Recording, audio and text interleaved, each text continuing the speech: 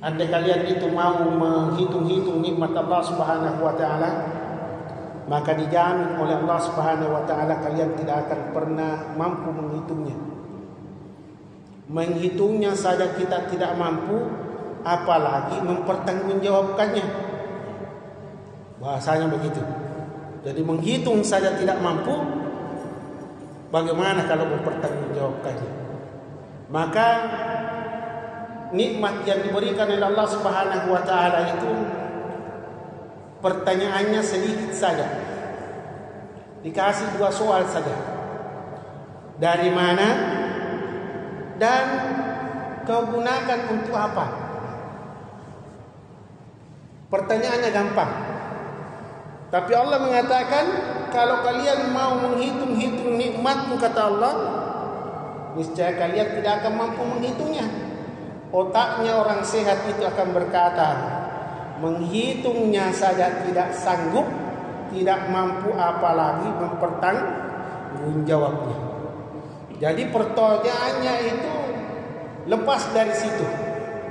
Maka diberilah kemudahan kepada manusia dengan 2 pertanyaan. Bagaimana? Pertanyaannya dari mana? Itu tenaga dari mana? Nah, ini tenaga, ini kemampuan, ini kekuatan, ini dari mana? Ditanya Allah nanti. Namanya dari keris petir atau obat kuat. Dari mana kau dapatkan? Kemudian kau gunakan untuk apa? Kalau kita sudah punya tenaga, maka pertanyaan berikutnya, kau apain tenagamu itu? Kita diberikan kesempatan oleh Allah Subhanahu wa taala beribadah berapa lama saja. Kalau hitung 15 menit satu sholat itu ya tidak cukup 1 jam. Padahal diberi kita kesempatan 24 jam, katakanlah bulatkanlah 1 jam supaya enak hitungnya.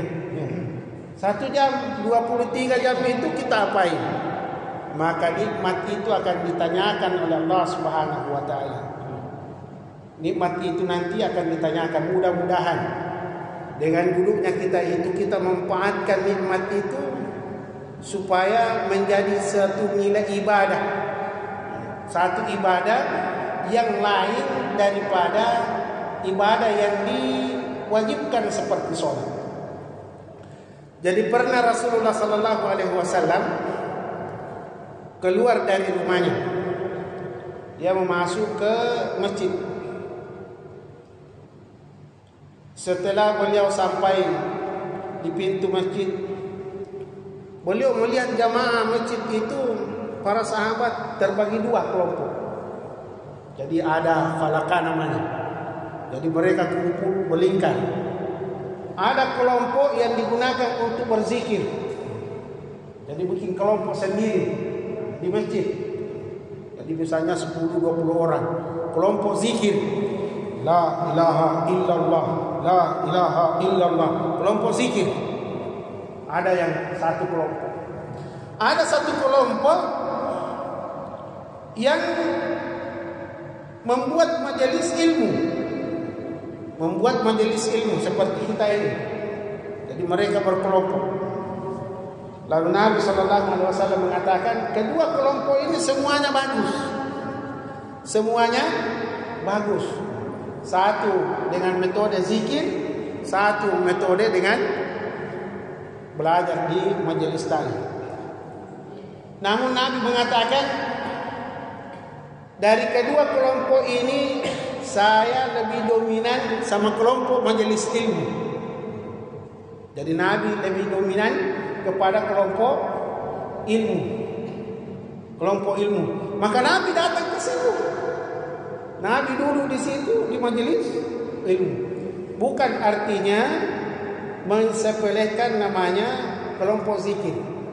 Kenapa? Karena zikir itu sebenarnya modelnya adalah monoton. Kalau dia baca la ilaha illallah, ya la ilaha illallah. La ilaha illallah, la ilaha illallah. Sampai pagi. Kalau subhanallah, subhanallah, subhanallah, subhanallah. Beda dengan majelis ilmu. Majelis ilmu itu tidak monoton.